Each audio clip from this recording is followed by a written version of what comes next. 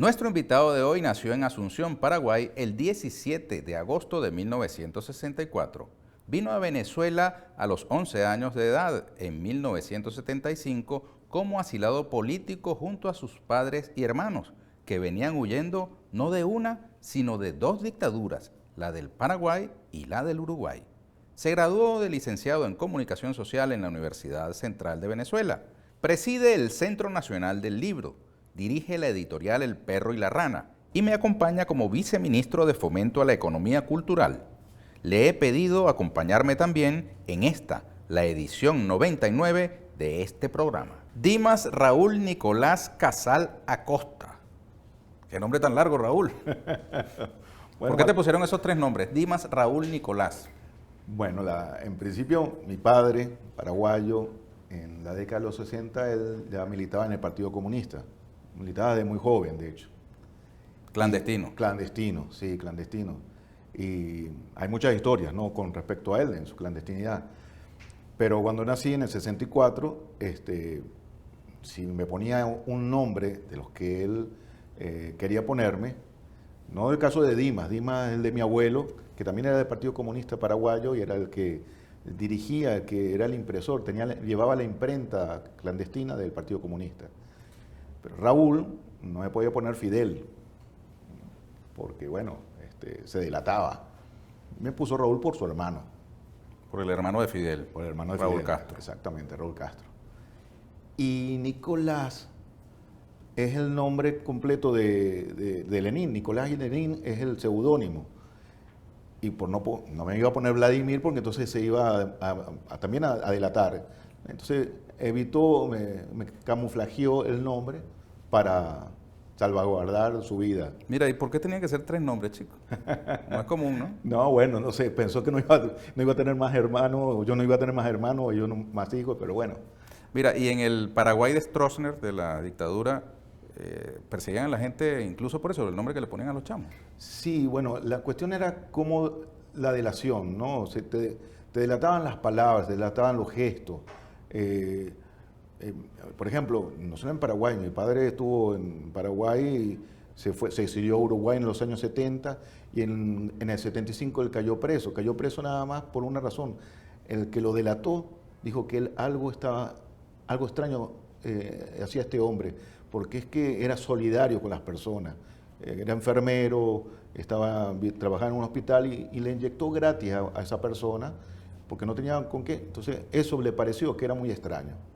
Los gestos en una dictadura demostraban eso que no es normal, ¿no? Porque lo que importa es el individualismo, salvarse uno mismo, ¿no? Esas son las razones por las que había que estar siempre pendiente.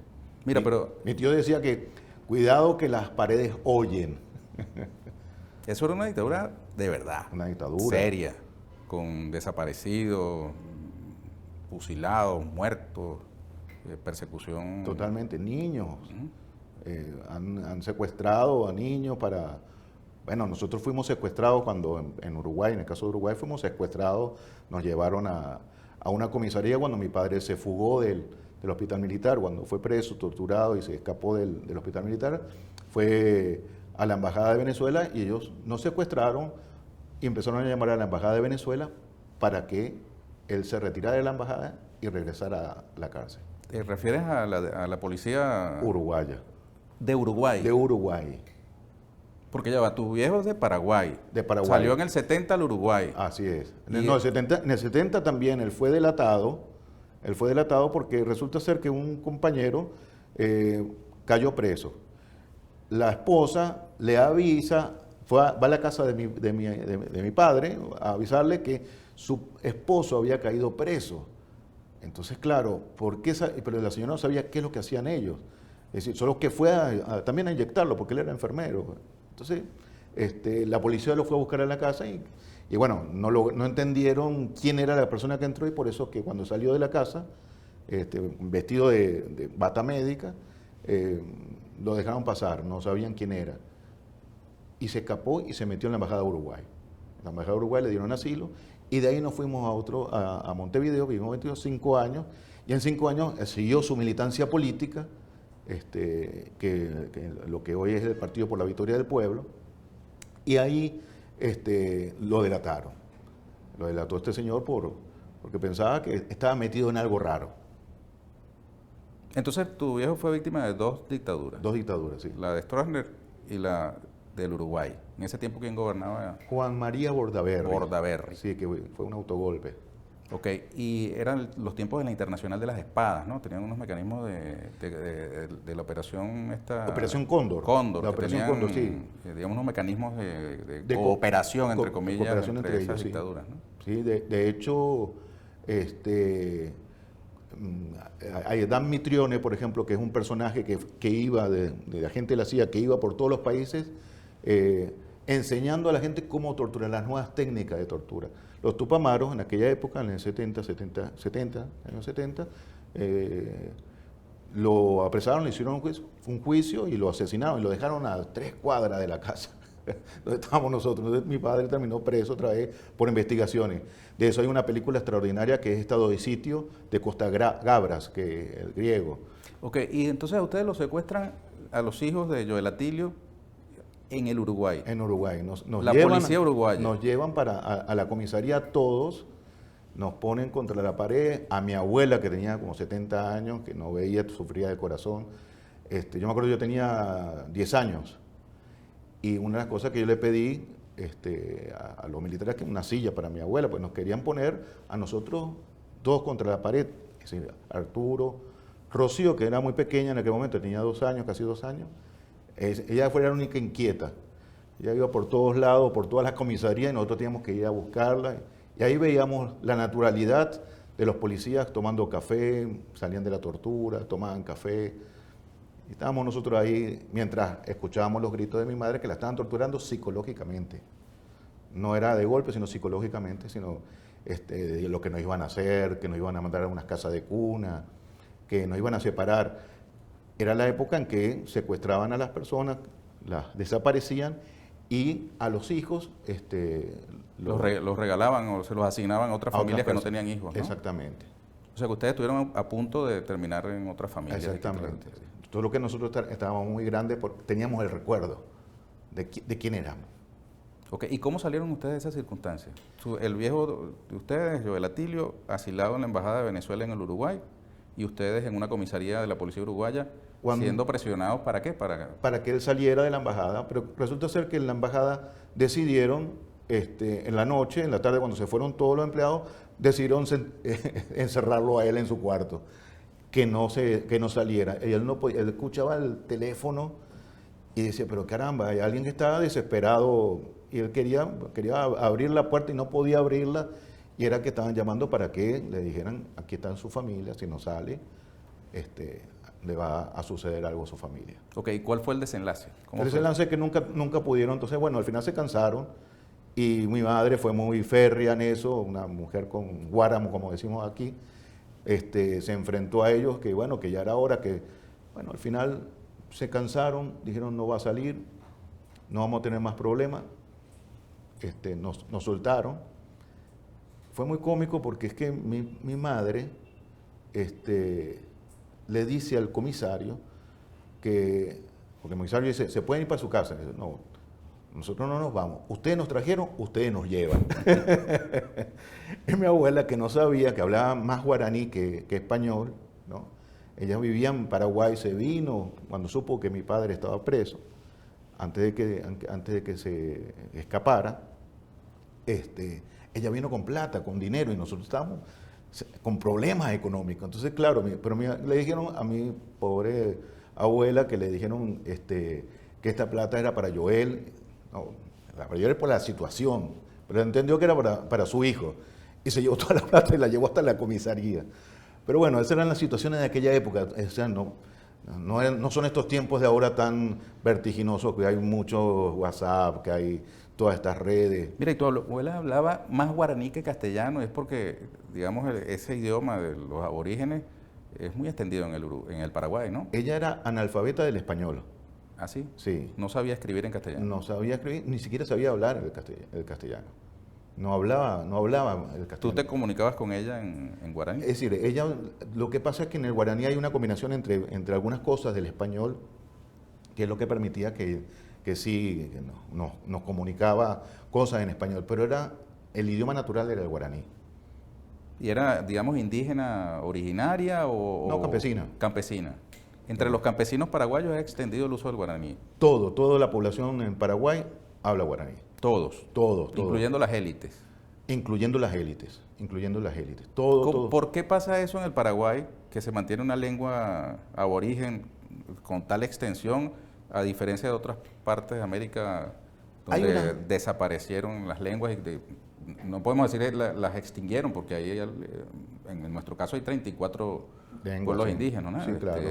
Pero digamos que son lamentablemente focalizadas en muy pocos lugares, ¿no? Sí, No se extendieron al resto de la sociedad. Los españoles aquí por lo menos impusieron el castellano. Impusieron, sí. El caso de Paraguay, hay una tesis de la formación histórica de Paraguay, es que, claro, los españoles venían del Río de la Plata subiendo en busca del oro, en busca del dorado, y se consiguieron con selva y más selva y más selva, y bueno, cuando vieron un claro, que lo que hoy es Asunción, bueno, se quedaron ahí a descansar y se quedaron ahí, ¿no? Se establecieron. Esa es una tesis que hay. La tesis que hay es que cuando vieron los indígenas no hubo un enfrentamiento. Entonces empezaron a tener relaciones entre indígenas y los españoles. Entonces, claro, al final los españoles que tenían unas tareas militares, tenían unas tareas en su parte de la colonia, no atendían a sus hijos cuando se relacionaban con las guaraníes. Entonces, claro, las guaraníes le daban su lengua. Es decir, se mantenía siempre el contacto de la lengua. Al final los españoles tuvieron que aprender la lengua indígena para poder entenderse con su propia familia. Entonces, eso fue lo que permitió que se extendiera el guaraní. Ahora, es una singularidad Totalmente. de Paraguay. Claro, también hay países como Bolivia, Ecuador, el propio Perú, ¿no? Que Sí, hablan hay quechua, aymara. hay pueblos originarios que mantienen su lengua. ¿No? De hecho, en Bolivia hay guaraníes también. Correcto. Bueno, y los guaraníes vivieron por estos lados. Por estos lados. Antes de que los caribes los desplazaran, ¿no? Los tupíes guaraníes estuvieron hasta estas tierras, bueno, muchas palabras que utilizamos aquí en Venezuela son del origen guaraní. Yuca, guaire, aguaira, guaire, todo eso son de origen guaraní. ¿Y tendrá algo que ver esa ancestralidad guaraní, tupí guaraní en estas tierras, en el hecho de que ustedes terminaron arraigándose acá, los Casal? Yo al final lo comprendí con un grupo indígena, con una compañera indígena, que ella estaba hablando de la lengua guaraní, como esto que tú me estás preguntando sobre cómo habla todo un país el guaraní, y cuando ella estaba hablando de eso y trataba de expresar alguna de los vocablos, que no lo hacía correctamente porque no es su lengua natural. Yo porque tengo sonidos por mis padres, por mis familiares, puedo darle una tonalidad. Pero resulta ser que cuando ella empezó a hablar, yo dije, claro, pero si aquí estuvieron los guaraníes, por eso es que yo siempre me siento de esta tierra. Y mi padre decía, yo no me hallo en otro lado más que aquí. Es decir, había algo ancestral que nos absorbía, que nos hacía sentir de esta tierra. Y por eso que nunca nos sentimos ni extranjeros, nunca nos sentimos aislados, nos sentíamos iguales, además nos sentimos iguales. Mi padre al final nunca pensó vivir en otro lugar diferente. O sea, cuando llegamos aquí y encontró que este era el país donde él siempre quiso estar. Después de la muerte de Stroessner, en algún momento regresaron, ¿no? Ustedes al Paraguay. No, mi padre regresó fue para ser candidato presidencial. ¿Ah, sí? Sí, fue candidato. Fue la primera elección de lo que llaman la democracia, ¿no? Que lo postuló uno a un partido político y resulta ser que, bueno, nada, de 5 o 6 candidatos, él quedó como de cuarto, una cosa así. Uh-huh. Tuvo una buena ascendencia. Recordamos que los afiches que le hicimos, se los hicimos aquí nosotros, y se los llevó allá y los imprimió allá. Él decía, oye, pero sucedía algo muy extraño, porque él veía que todos los afiches de todos los candidatos los rompían, menos los de él. Entonces, algo que le simpatizaba, decía, algo sucede que no votan por uno, pero por lo menos no rompen los afiches.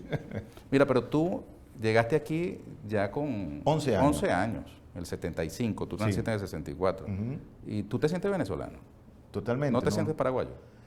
La verdad es que cuando fui a Paraguay, ellos me veían como extranjero. Ni el tono de voz, ni las formas, ni la forma de vestirse, inclusive. Hasta de cortarse el pelo, ¿no? El cabello. La cuestión Cuando había. Sí, cuando había. En aquella época tenía melena. El caso es que cuando nosotros llegamos aquí, y son nuestros códigos, indudablemente, porque en el sur uno dice, vamos a jugar pelota y es fútbol. Y aquí cuando nos dijeron, vamos a jugar pelota, dijo, vamos, ¿no? Para nosotros. Dicho sea de paso que tú tienes la mitad de tu primera vida fue en Uruguay, ¿no? Sí, sí. O sea, tú pasaste 5 años en Paraguay, 5 años en en Paraguay, Uruguay. 5 años en Uruguay y, bueno, todos Y 50 y dale aquí. Exacto. Casi. Totalmente. ¿A dónde llegaron en Venezuela? Llegamos aquí a Caracas, al Hotel El Conde, que fue donde nos trajo un taxista, ¿no? Porque Cancillería en aquel momento se olvidó que tenía que buscarnos al aeropuerto. Llegaron asilados. Llegamos asilados, sí. Llegamos asilados en un vuelo de Pan American. ¿Se vinieron junto a tu papá o...? Sí, nos vinimos en el todos mismo juntos. vuelo. Y venían los policías en el vuelo también. Policías uruguayos. Uruguayos, sí, porque el cónsul se vino con mi papá. El cónsul le entregó aquí Cónsul venezolano. Venezolano. El cónsul venezolano entregó aquí a mi padre en la extranjería. Y aquí, bueno, cuando llegó, tuvimos que esperar largas horas porque le tuvieron que hacer un interrogatorio de por qué estaba aquí. ¿Por qué lo habían torturado? ¿Por qué se había venido? Ok, ¿y qué hicieron una vez que llegaron a Venezuela? Bueno, mi padre al principio el primer periódico que fue el Nacional a entrevistarlo, un periodista, y salimos, ese día que llegamos, fueron, tomaron la foto y al día siguiente salimos en la prensa, sindicalista uruguayo llega a Venezuela. Entonces cuenta la historia más o menos brevemente, eso es lo que llamamos en periodismo lead, cuerpo y cola, ¿no? Pero es la primera reseña que se tiene aquí. Y inmediatamente la solidaridad de los compañeros, de las personas, ¿no? Del hotel. Cuando fuimos a comer, el señor, el jefe, el maestro del restaurante nos dice, ustedes no tienen que pagar nada, nosotros nos hacemos cargo de que ustedes no paguen nada. Le dicen, no se preocupe que esto lo paga el gobierno venezolano. Sí, hasta ese nivel de las personas del pueblo que cuando vieron la noticia dijeron, tenemos una personalidad aquí, alguien que fue torturado, que viene de una dictadura, que viene de lejos y necesita la ayuda, necesitamos que seamos solidarios. Y ellos hablaron con todos y todos se pusieron de acuerdo para ser solidarios conmigo. Me dice que tu abuelo era impresor. Impresor, sí. Tu viejo era enfermero. Era enfermero, pero se hizo periodista. Se hizo periodista. No ¿Estudió periodismo o no? Nada, no. En la práctica, ¿no? En la práctica. Fundó la revista Coellu Latinoamericano. Exactamente. ¿En qué momento después de su llegada? Eso fue en el año 78. 78 hizo uno que se llama Paraguay Coellu. Previo a lo que fue el Mundial de Fútbol en Argentina.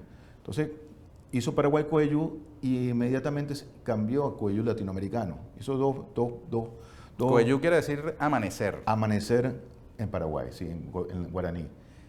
Y resulta ser que, bueno, él dijo, es que la misma situación que vive Paraguay, que no aparece en ningún lado. Así como salió su primera nota, pero después no salía más nada en los periódicos. No salía absolutamente nada. Entonces, bueno, empezó a hacer ese boletín, una especie de boletín muy pequeño, muy precario, con noticias que recortaba y lo pegaba todas juntas y con eso lo imprimía. Lo cambió a Coellu Latinoamericano. Y de ahí en adelante empezó toda una tarea, ya no de recoger la noticia, sino de empezar a relacionarse con una cantidad de intelectuales que colaboraron con la revista. Eduardo Galeano, Mario Benedetti, en fin, muchos escritores de América Latina, estaban Rubén Barreiro Saguier, Tomás Vasconi, Tomás Amadeo Vasconi, un chileno que tenía toda una teoría de la cual él después terminó diciendo que estaba de acuerdo, Le dice, nosotros fuimos derrotados. En aquella época fuimos derrotados. Ahora tenemos que ver cómo hacemos para avanzar y vencer. Mira, Raúl, ¿y a ti? ¿Cómo te nace lo que hoy eres? Porque tú viniste en ese, digamos, tropel, ¿cierto? Sí. Y fue una escuela, Coyú. Totalmente. Para ustedes en principio, pero también para un montón de gente más. Totalmente. Incluyendo un muchacho de aquella época llamado Nicolás Maduro, ¿no? Nicolás Maduro, sí, señor.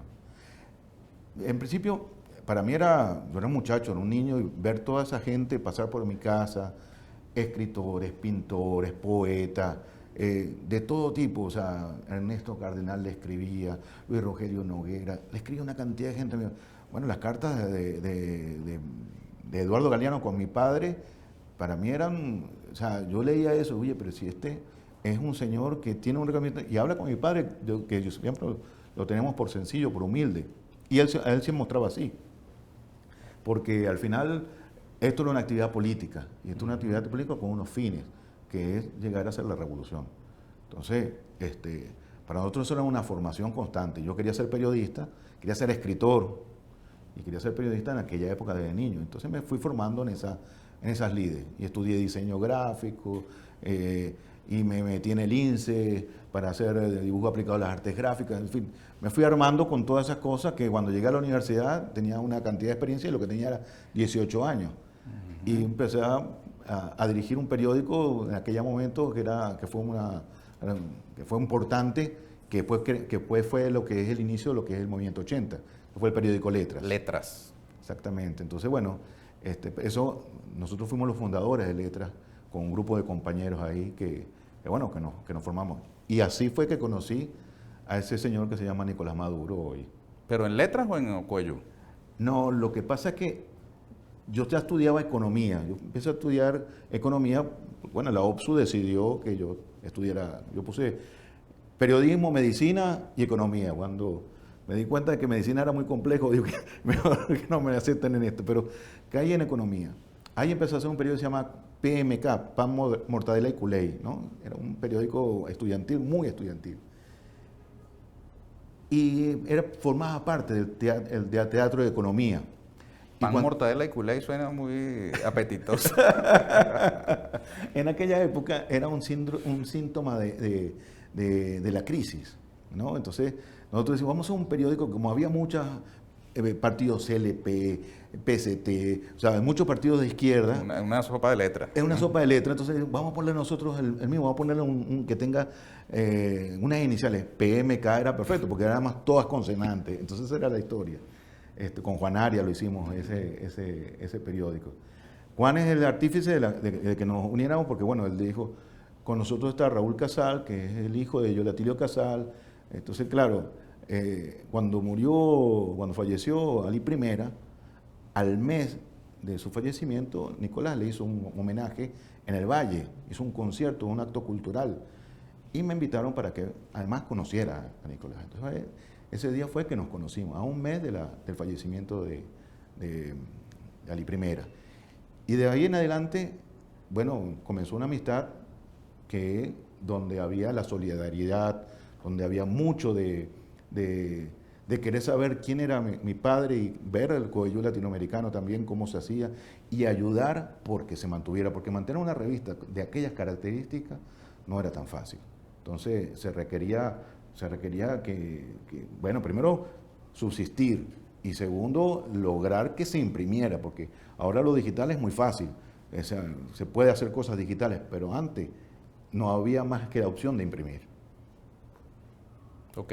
Dice el presidente que aprendió a diseñar, ¿no? A hacer diseño gráfico con ustedes, los Casal. Sí, porque es que él ya estaba en el metro de Caracas, estaba en diferentes sindicatos y tenían que hacer folletos. Entonces, bueno, yo le di unas técnicas, le enseñé a las técnicas de diagramación de aquel momento, cómo hacer los montajes.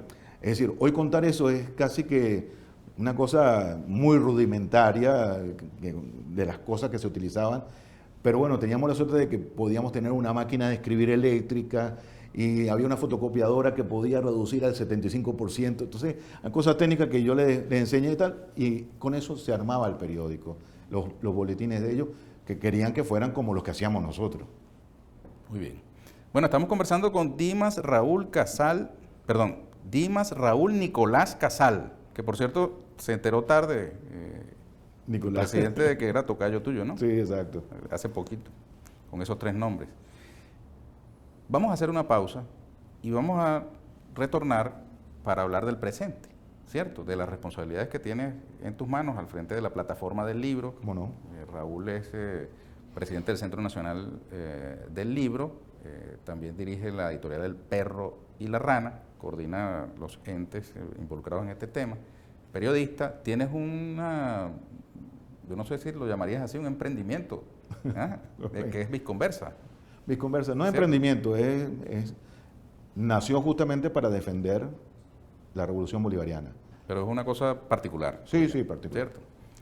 Vamos a la pausa y venimos enseguida entonces con este señor llamado Dimas Raúl Nicolás Casal Acosta, que además es nuestro invitado en el programa 99. Estamos rumbo al número 100 y tenemos algunos añadidos, aderezos en esta siguiente parte. Ya venimos.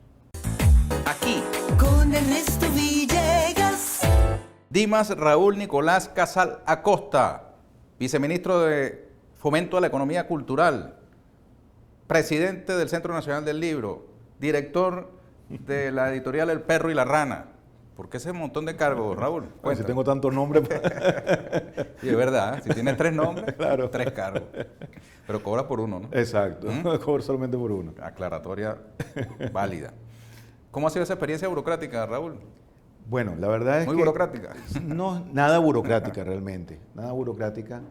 Ha sido una experiencia que para mí ha sido de gran valor por todo, bueno, primero comprometido con la tarea en que nos encomendaste, ¿no? Cuando me dijiste vamos a trabajar con el libro, y yo era editor en otras lides, tenía una editorial que hice hace... Comala. Comala, antes fue Literae Editores, que es el preámbulo. El caso es que cuando me propones esto, y era una época terrible, ¿no? Para el país, en el sentido de que mucha gente empezó a irse, ¿no? A emigrar, y emigrar no solamente del país, sino del trabajo. Entonces, bueno, ahora con menos hacemos más. Entonces, aglutinar, estar en estas diferentes tareas, uno como director el presidente del Centro Nacional del Libro, que nos permite visualizar todo el aspecto del sector editorial. Y lo otro, una editorial en particular, que es El Perro y la Rana, y Monte Ávila también, que trabajamos en conjunto. Y Biblioteca Ayacucho. Y Biblioteca Ayacucho, que trabajamos en conjunto para no pisarnos, como quien dice, la manguera, ¿no? Como dicen los bomberos. Entonces, coordinar las ediciones que salgan pulcras, que salgan primero con la orientación de lo que en este momento necesita el lector. Es decir, cómo hacer para mostrar lo que estamos pensando, nuestro pensamiento, entregárselo también a nuestro pueblo. ¿Tiene sentido el libro cuando la abrumadora mayoría de la humanidad está pegada a un teléfono? Bueno, estoy haciendo a lo mejor una exageración. Claro, porque claro. hay una parte importantísima de la humanidad que no tiene acceso a las tecnologías, ¿no? Exactamente, exactamente. Pero de todas maneras, detrás de eso también hay lecturas. La cuestión es cómo se lee. Muchas veces hay unas tesis de algunos académicos que dicen que están en contra de aquello que dice que cada vez leemos menos.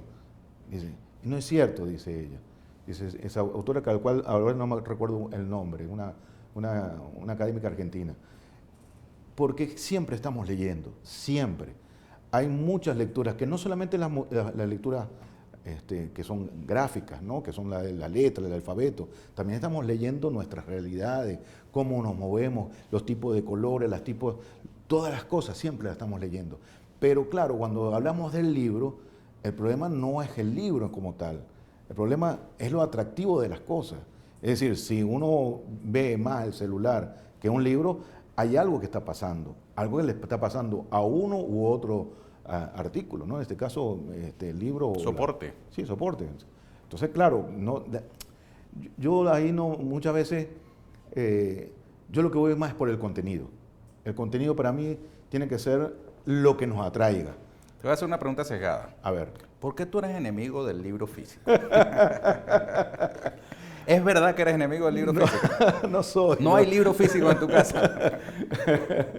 La verdad es que estuvo un tiempo en mi casa que me estaban sacando los libros de la casa. Porque además es una tarea compulsiva. La de la compra de los libros. La de comprar libros. Bueno, el profesor Manuel Carrero, el historiador, él decía en clase, voy a ir a la librería tal y espero no conseguir un libro que me guste. Porque la verdad es que es compulsivo muchas veces esto de los libros, ¿no? ¿Y cuántos libros tenemos que muchas veces ni hemos leído o pensamos que lo vamos a leer? Por eso muchas veces Borges decía que toda biblioteca es un proyecto de lectura. Correcto. Así. Pero ahí vamos, no estoy en contra del físico. Si no lo consigo en digital, lo busco en físico. Si no lo consigo, ahí viceversa, así. No es un asunto, es el contenido lo que más me interesa. Por ahí vamos. Ahora, ¿el libro físico tú crees que va a desaparecer ante el avance de la plataforma digital, del soporte digital? No creo que desaparezca, no creo que desaparezca. Puede inclusive existir otras cosas que nosotros hoy no lo estamos viendo. Porque cuando empezó el libro digital, ni siquiera se estaba pensando en este formato.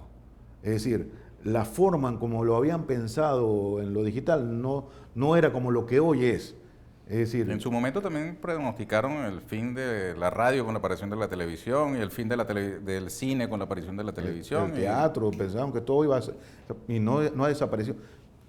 Son expresiones que van a convivir en la medida en que tengas algo que decir, tenga algo que expresar, tenga algo que comunicar.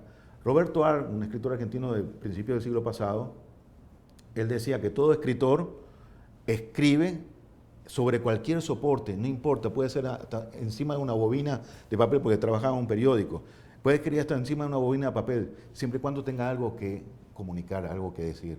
Igual sucede con los lectores, van a leer en el soporte siempre y cuando tengan la necesidad de leer algo. Mira, y eso que llaman el sector libro, Raúl, porque digamos que desde el Estado se hace un gran esfuerzo, pero hay una cantidad de actores privados del libro, las editoriales privadas, tanto las nacionales como las extranjeras. ¿Cuál es tu palabra hacia ellos en este momento? Bueno, yo creo que hay editoriales que se han desvinculado del sector del libro. Generalmente uno piensa o piensan que existe una hegemonía de nuestra parte. Tenemos una buena propuesta, una muy buena distribución con todo lo que es la plataforma del libro. Y eso a ellos lo ha abrumado, porque cuando un Hugo Chávez dice, vamos a hacer 1 millón de ejemplares del Quijote, 500.000 ejemplares de Los Miserables, eso no lo puede hacer una editorial privada. Entonces, claro, ellos empezaron a ver la competencia que existía entre el Estado y los privados. O sea, por fin el Estado tenía un compromiso de verdad con un plan de lectura.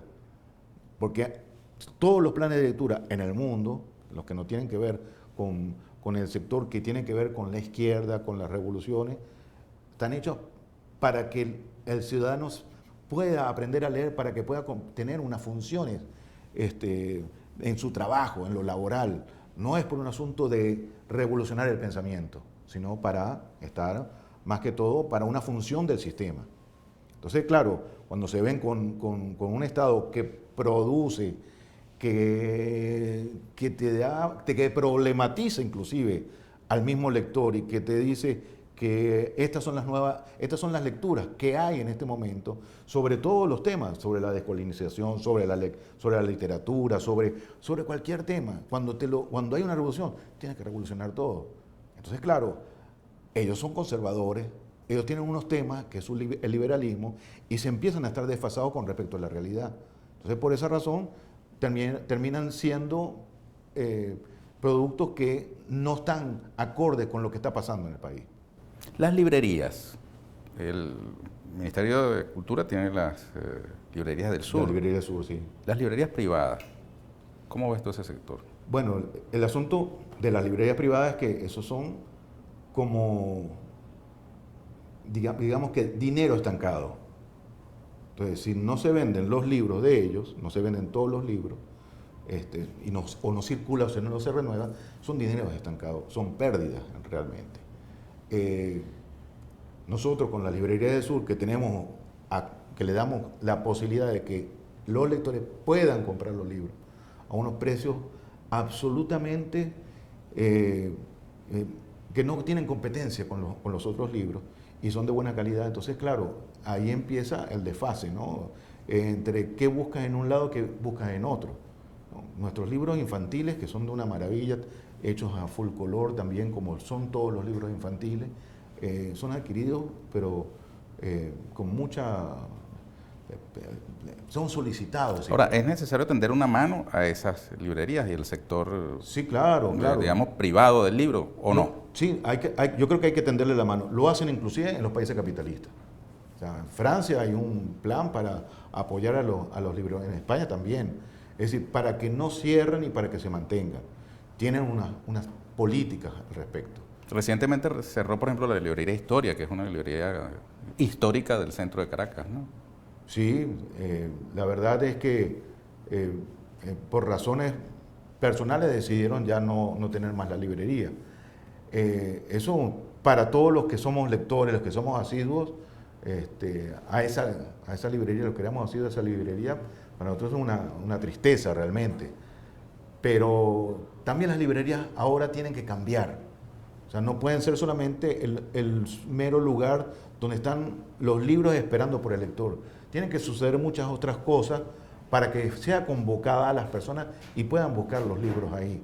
Entonces, o buscar esos libros o buscar otro tipo de libros, ¿no? Aquí hay librerías en Venezuela que empezaron como libros de viejos, libros que son de segunda mano, que también venden libros, novedades, e inclusive importan libros. Entonces, el modelo de negocio va cambiando. No puede ser meramente de un solo nivel, es decir, no hay que ser tan dogmático. Por el lado de los escritores y escritoras, ¿cómo ves tú el panorama venezolano, Raúl? Bueno, aquí estamos haciendo un gran esfuerzo por publicar a todos esos escritores y esas escritoras. Hay una gran deuda, indudablemente, porque tenemos un batallón de escritores y escritoras. Hay algunos que estamos inclusive formando en el Centro Nacional del Libro con una escuela que creamos, que es la Escuela Taller de Narración de Venezuela. En el caso de los narradores, tenemos talleres de poesía, hasta damos talleres de poesía no solamente para los que no tienen teléfonos celulares, lo que llaman inteligentes, los smartphones, sino para aquellos poesía por SMS, es decir, mensajito. Mensaje. Talleres con ese, que ha sido modelo y que ha sido inclusive en CERLALC, que es el organismo de la UNESCO que aglutina a todos los países de América Latina a través de la promoción del libro y la lectura, les pareció muy interesante ese taller que nosotros damos. Entonces, estamos buscando por todas las vías promover que se lea y que se escriba, porque tenemos que contar nuestra historia. Si no contamos nuestra historia, ¿quién la va a hacer? No podemos dejárselo a otros que no sepan qué es lo que nos sucedió, cómo nos sucedió, por qué nos sucedió. Es decir, contar nuestra realidad desde todos los planos, pues bien puede ser desde el ensayo, desde la historia, desde la ficción o de la poesía. Siempre hay que contar lo que nos está pasando. Eso Mira, es la historia. tú ves en el panorama, digamos, editorial actual en Venezuela, digamos, unos prospectos de esos grandes escritores y escritoras que tuvimos en algún momento en nuestro país, Rómulo Gallego. Yo creo que tenemos que darle tiempo al tiempo. Yo siento que sí hay una nueva camada de escritores y escritoras que sí van a mostrar ese impulso que hoy tienen, lo van a conseguir con los años. Porque la verdad es que la literatura generalmente, hay unos escritores que lo hicieron a modo de chiste, ¿no? Augusto Monterroso siempre decía que en el decálogo del escritor que no escriba para para tu contemporáneo, escribes para la posteridad, se sabe que allá vas a tener éxito. Eso lo hacía a modo de chiste, pero la verdad es que el tiempo, y aquí hay unos escritores que tienen fans, tienen público, gente que lo lee, que lo sigue, que lo siguen por las redes sociales, que están pendientes de su obra, apenas sale su obra, lo compran. Las redes, ¿cómo las ves tú? ¿Son en sí mismos un espacio para un nuevo género? Porque yo veo gente que se inspira mucho escribiendo en su Facebook o en el Instagram y tienen ciertos niveles de calidad, ¿no? Sí, no. No publican un libro, pero están permanentemente escribiendo, ¿no? Bueno, y llegan a públicos que escritores consagrados envidiarían. Totalmente. Por el número de vistas y Bueno, de llamados así me gustas que tienen. De hecho, hubo una diatriba, una polémica por un poeta venezolano que ganó un concurso en España por la cantidad de fans que tenía. Es decir, no por la calidad de su poesía o calidad de sus letras, de lo que decía, sino por la cantidad Lo de fans. viral, ¿no? Lo viral. Que ese es un problema. Sí. La viralidad se convirtió en un valor, ¿no? Sí. Yo mismo acabo de hacer, digamos, poner en práctica ese nuevo criterio, la viralidad. Pero no necesariamente lo viral es de calidad. Es de calidad, o, claro. Digamos, es veraz. Por o ejemplo, es bueno, ¿no? Por ejemplo. Por ejemplo, el reggaetón. Tú pones un reggaetón y tú ves las vistas y los me gustas que tienen unas canciones con unas letras absolutamente denigrantes de la mujer y del ser humano y bueno, si te dejas llevar por esa viralidad... Pero eso es cierto, reggaetón también, ¿no? Claro, también estoy generalizando, porque claro. hay Tú escuchas, músicos de músicos y géneros de género. Escuchas a Tego Calderón y tú dices, oye, pero ese es un poeta. Es decir, tú escuchas... Bueno, y recientemente apareció algo de Mozart, que en su vida privada como que tenía algo de reggaetonero. Por lo que dijo, ¿no? Por lo que dijo, sí. No, bueno, es decir, ahí en el caso del reggaetón yo creo que hay más un caso de clasismo. A ver, cuéntame. Claro, porque es que ese es el tipo de música y que se ha puesto en un sector que es el sector del barrio, ¿entiendes? Es el sector de la gente pobre. Entonces, claro, se denigra eso, como en un tiempo se denigró de la salsa, como en un tiempo se denigró del bolero, que decían cosas que eran de los... Bueno, el tango. El tango. Era exacto. Del lupanar, ¿no? Exactamente. La música del burdel. Entonces, ahí lo que hay es clasismo. Es decir, indudablemente que hay mucha música, muchas canciones que no te dicen absolutamente nada. Bueno, te dicen mucho también. Pero te dicen mucho con respecto a lo que nos están diciendo, exactamente. Y en muchos otros géneros también es igual. El tema son los contenidos, ¿no? El tema son los contenidos, finalmente.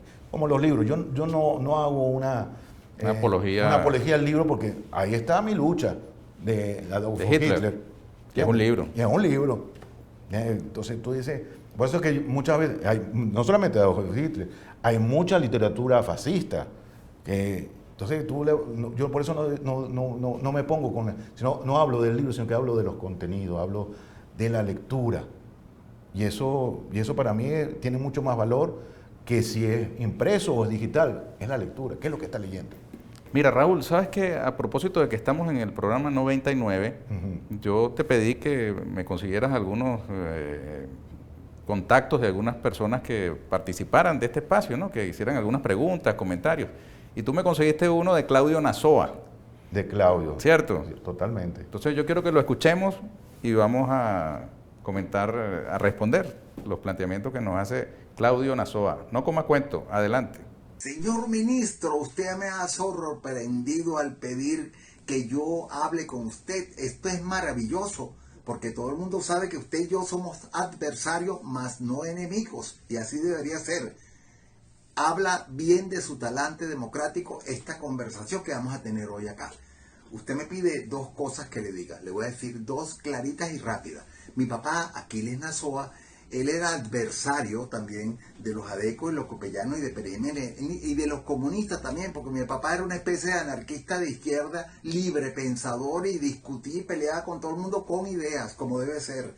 Pero fíjese bien que Carlos Andrés Pérez, que era su enemigo, lo llamó un día y le dijo, mire, señor Aquiles, deje de tonterías, véngase a trabajar con nosotros en el Instituto de Cultura como director de literatura. Y mi papá aceptó el cargo que le ofreció el gobierno de Acción Democrática. Imagínense eso, cuando Carlos Andrés Pérez. Mi papá no duró mucho tiempo ahí, duró como un año porque no servía para la burocracia, etcétera. La pregunta es, ¿por qué ahora nadie que no sea del PSV o que sea chavista o que sea socialista puede trabajar con este gobierno? ¿Por qué es eso? ¿Por qué nadie puede trabajar con ustedes? Y ustedes cuando eran oposición sí trabajaron con los adecos y los copellanos y hacían todas esas cosas y nadie los molestaba. Dígame por qué, ministro, ¿por qué hacen eso? Vamos a cambiar eso, ministro. Y la otra, esta es más difícil de contestar. Póngase la mano en el pecho y perdóneme lo que le voy a decir. Pero no creo que a usted le guste la adefesio, esa cosa horrenda que hicieron en la autopista, que por cierto les había quedado bien bonita con las palmeras y la cosa, y las maticas y todo. Estaba linda la autopista y vienen y hacen ese adefesio tan horrible. Ojo que no estoy en contra de la persona que lo hizo, que no sé quién es, no importa quién sea, pero eso es muy feo, señor ministro. Usted sabe que eso es muy feo. Cuando usted pasa por ahí, va viendo la cosa, hace como todo el mundo, ¡oh, qué cosa tan fea! Habiendo tantos artistas en Venezuela connotados, artistas maravillosos, escultores, buscaron no sé a quién para hacer esa cosa tan horrible en autopista Francisco Fajardo, que por cierto debería llamarse Francisco Fajardo porque él fue hijo de una india con un español, pero eso para otro día, para otras preguntas.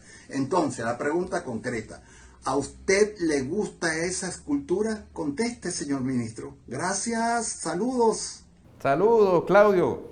Conteste, señor viceministro, ¿a usted le gusta esa cultura? ¿Te gusta o no te gusta? Entre gustos, la verdad es que uno no puede opinar. Hay quienes le gustan y otros que no le gustan. El arte es así, ¿verdad? El arte así. Rockefeller, el mural que hizo Diego Rivera allá en el Rockefeller Center, a Rockefeller no le gustó y la mandó a quitar. Ahora está en México, por supuesto, ¿no? Porque es una obra... Porque aparecía Lenin, ¿no? Aparecía Lenin, Marx, los campesinos, es decir, era una obra, y la ciencia, porque el tema era la ciencia además. Mira, pero vamos a tomarle la palabra a Claudio, ¿vale? Pídele el currículum, a ver, y evalúalo, a ver si Claudio quiere tener la experiencia burocrática que dice él que tuvo su papá. Bienvenido, mándame tu currículum, Claudio. Mira, vale, el tema del arte de verdad que es muy complejo. Yo aprendí aquí en este ministerio que el arte es debatible. Lo que a ti te parece bonito, a mí me puede parecer feo, lo que a mí me parece bonito, a ti te puede parecer feo. Es una expresión del arte, ¿no? Es muy difícil, por ejemplo, en el caso tuyo del libro, ¿cómo evaluar que un es muy difícil. Escritor es bueno o malo? Una novela, por ejemplo, es buena o mala. Hay algunos parámetros para ello. Es muy difícil, la verdad es que no, y muchas veces uno dice, apartándose uno con los gustos que uno tiene como lector, a mí me gusta mucho la ciencia ficción, la novela negra, y me llega una novela romántica que le gusta a mucha gente, y yo por eso no puedo negarle a la gente para que tenga ese tipo de libros. Entonces, bueno, fíjate que otra cosa que dice Claudio es el tema de la autopista, que se debería llamar como antes Francisco Fajardo y no Gran Cacique Huaycaipuro. Tú así como ves en el reggaetón, en la crítica al reggaetón, un origen, digamos, clasista, tú no ves en esto, digamos, este rechazo a estas expresiones de lo aborigen, ¿cierto? También desprecio por esa parte nuestra. Hay algo de eso, no lo digo por Claudio, pero sí lo digo por buena parte de lo que el sentimiento que hay muchas veces, hay un sentimiento que no quieren expresarlo, eso que llamamos racismo, y que decimos que no lo hay, ¿no? Efectivamente sí lo hay, sí existe ese racismo, y la verdad es que lo han dicho estudios sociológicos, pero sin embargo hay cosas que uno no puede negar. Por ejemplo, no nos podemos llamar a afrodescendientes. Chávez decía, oye, yo no le puedo decir al afrodescendiente Aristóbulo, decía, oye, tengo que decirle al negro Aristóbulo, decía Chávez. Es decir, no hay esa connotación cuando se dice con el cariño, pero cuando se dice con la cosa que es de desprecio, sí hay racismo, sí hay clasismo. Lo cual no quiere decir que no sean válidas cualquier observaciones que haya sobre cualquier obra de arte. Claro. La Torre Eiffel, por ejemplo, en París, cuando fue construida, recibió muchas críticas. Los parisinos no, a alguna parte de los parisinos no les gustaba esa estructura de hierro que rompía con la estética que la antecedió, ¿no? Quisieron hacer atentados y todo. Así. Sí. Y bueno, terminó siendo el símbolo no solo de París, sino de Francia, ¿no? O de Europa, incluso un símbolo cultural europeo. Así es, así es. Fíjate que incluso el logotipo de la UNESCO es el Partenón. Entonces, es una concepción de la cultura occidental, ¿no? Pero la cultura es mucho más amplia que eso que llaman Occidente, porque además el mismo término de Occidente es debatible, porque nosotros estamos más al Occidente que lo que se llama Occidente, el Occidente político y económico, no, cultural. Claro, claro. América está más al Occidente. Pero bueno, interesante la participación de Claudio Nazoa. Vamos a ir avanzando en este espacio con la incorporación de algunos comentarios y preguntas de la gente. Y bueno, en algún momento veremos si es verdad o no lo que él sugiere, porque cuando usted conoce realmente cómo funcionan estas instituciones, uno se da cuenta de que aquí hay una diversidad amplísima, ¿no? Profesor de canto lírico es un profesor de canto lírico. Tú no le preguntas si es magallanero, caraquista, o si es chavista, o guaidocista, ¿no? Bueno, si es magallanero o caraquista deberíamos preguntarle. Sí, ¿verdad? ¿Tú eres de qué equipo? De los Tigres. De los Tigres del Agua. Mira, ¿y por qué te hiciste de los Tigres? Porque cuando llegamos aquí a Venezuela en el 75-76, ganó Cincinnati en Estados Unidos, estaba aprendiendo, y estaba ahí David Concepción, era la estrella. Viene acá a Venezuela a la temporada y gana con los Tigres de Aragua. Entonces, claro, uno, ¿de dónde va a ser? Del equipo campeón, no va a ser del equipo perdedor. Y la verdad es que no sabía mucho de cuáles eran los otros equipos. Sí sabía la diatriba que existe entre caraquistas y magallaneros, pero me gustaba mucho David Concepción, entonces me incliné más por los Tigres. Tú eres marxista, ¿verdad? Marxista. ¿Leninista? No, dicen que para ser leninista tiene que estar en un partido, pero sí soy leninista. ¿Y chavista? Y chavista. También, ¿no? También. Vamos a escuchar una pregunta que nos formula por vía de Sergio Arria, Atilio Borón desde Argentina. Adelante. Hola, soy Atilio Borón y quería felicitar a Ernesto Villegas por su programa, magnífico programa periodístico, y dejarle una pregunta. Creo que es bastante compleja, tal vez no sea amistosa, uno podría decir, ¿qué clase de pregunta me hace en un momento como este? Pero, Ernesto, ¿cuáles verías tú como las posibilidades que hoy plantea este cambio epocal en el sistema hegemónico mundial para la reconstrucción del socialismo del siglo XXI? Esa sería mi pregunta. Un gran abrazo y mis felicitaciones. Esa pregunta me la hace Atilio Borón a mí, pero yo se la hago a mi invitado, a Raúl Casal. ¿Qué dices tú, Raúl, al planteamiento de Atilio? Bueno, imagínate, son las preguntas eternas, ¿no? ¿Cómo hacer para convertir lo que nos está sucediendo en América Latina y que tengamos un proceso, ¿no?, de cambio hacia el socialismo, hacia la revolución, ¿no? Y la verdad es que son unas incógnitas que uno quisiera tenerlas. Mi padre respondidas. Sí, respondidas. Pero mi padre, por ejemplo, que luchó por una revolución, que fue guerrillero, digamos, urbano y todo eso, él dijo, yo nunca pensé que íbamos a llegar a una revolución en Venezuela. Lo que menos iba a suceder era una revolución en Venezuela con Chávez. Como Marx predecía que la revolución iba a ser en Alemania y terminó siendo en Rusia, un país más atrasado de Exactamente. ese tiempo, ¿no? Exactamente. Interesante debate que además se ha dado en este momento en Venezuela, Raúl, por todo este tema de lo que ha planteado el presidente del cambio de época, la ruptura con los dogmas. ¿Tú cómo recibes eso? Bueno, siempre estamos abiertos a eso. Uno que se ha formado con los dogmas, se ha quitado muchos dogmas. El tiempo nos ha dado ese permiso, nos ha dado ese permiso para repensar las cosas. Bueno, se lo decía a algunos presidentes que eran de izquierda cuando veían a Chávez, decían, oye, pero es más revolucionario un militar como Chávez que nosotros que siempre fuimos civiles, que siempre estuvimos de un lado diferente y luchando contra los militares. Entonces, es decir, esos dogmas son los que nos dicen, bueno, que hay cambios. Y todo es constante, es un cambio constante, sin llegar a temas de que hay que hacer una revolución constante, pero sí llegar a ese punto en que podamos repensar nuestras cosas. Quizás vivimos en un mar de contradicciones. Marx decía, nada humano me es ajeno. Entonces, nada humano nos es ajeno y tenemos que pensar siempre que lo mejor para el bienestar de nuestro pueblo, y por eso que luchamos por la felicidad, por la alegría, por la dignidad, y eso es una visión revolucionaria. Por eso que no nos perdonan. Tú estudiaste economía, no la terminaste, ¿no? No la terminé, sí. ¿Hasta cuándo llegaste? Sexto semestre, séptimo semestre, pero pasé todas las matemáticas, por lo menos por ahí no fue. Mira, Raúl, ya estamos en la recta final. Ajá. Acaba de terminar la 13ª Feria del Libro de Caracas, que la organizó con brillo la Alcaldía de Caracas, Fundarte, ¿no? Fundarte, sí. Y ahora estamos en puertas de la 18ª Feria Internacional del Libro de Venezuela, que es distinta a la Feria de Caracas, es la Feria Internacional. Rápidamente, aprovecha estos minutos para comentarnos sobre lo que viene en noviembre con la Filben. Bueno, vienen escritores y escritores de África, de más de 20 países de África van a venir para Venezuela.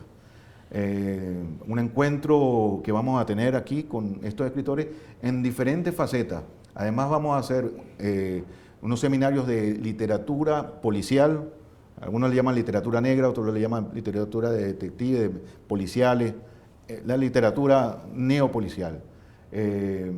Vamos a tener un encuentro también internacional con saberes de África, con el Centro de Saberes de África, y todo lo que corresponde a una cantidad de editores que van a venir también a un encuentro para entablar conversaciones con los escritores. Entonces van a venir editores de otros países internacionales para que entablen, lograr eso que se genera, pero esta vez va a ser en discusiones. Si se logran contratos, si se logran negociaciones con esas otras, con los editores y los escritores latinoamericanos o venezolanos, bienvenido. La Feria Internacional del Libro de Venezuela se ha convertido en el evento cultural más importante del país en estos 18 años, que arriba ahora la mayoría de edad, en noviembre de la Filben. Le salió competencia con el Festival Internacional de Teatro Progresista, que fue una gran extraordinario demostración, ¿no? Ahora, ¿por qué se ha mantenido en el tiempo con esa fortaleza la Filben pasando estos momentos tan difíciles, ¿no? Además. Bueno, yo creo que el Ministerio de la Cultura ha tenido un gran papel en esto, ¿no? El Centro Nacional del Libro como estructura que tiene como una formación para hacer esta feria y la relación con todas las partes del sector del libro, que son escritores, editores, diseñadores, toda se hace una amalgama de todos esos saberes para hacer un libro. Pero en el caso nuestro es la política que nos generó Chávez, es decir, es la promoción del libro. El libro ha sido, en este caso, y la lectura ha sido un factor fundamental de que hoy tengamos un pueblo consciente de nuestra historia, de nuestra soberanía, de nuestra dignidad.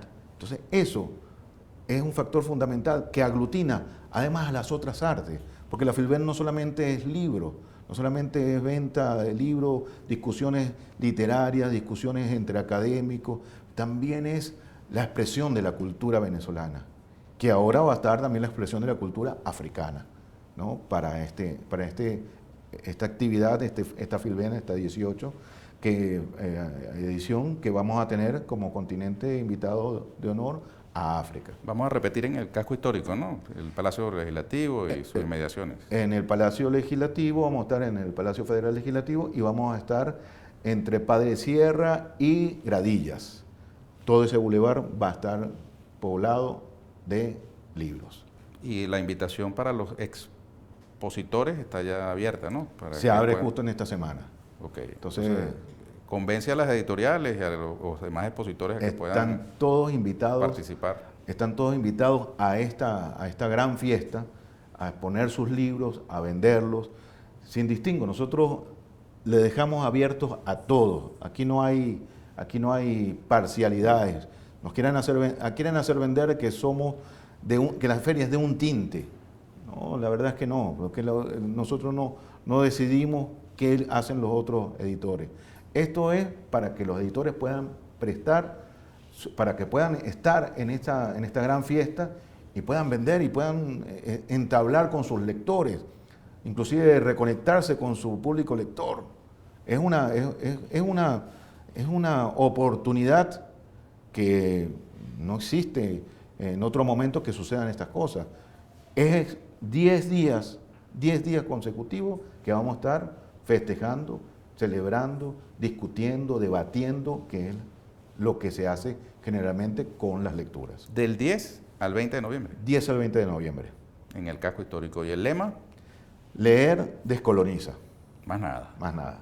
Gracias, Raúl Casal. A ti. Raúl Dimas Nicolás Casal Acosta. Dimas Raúl Nicolás. Perdón, Dimas Raúl. En tu casa no se equivocan. No. Que además este señor es padre de una criatura chiquitica. ¿Qué edad tiene tu chamo más pequeño?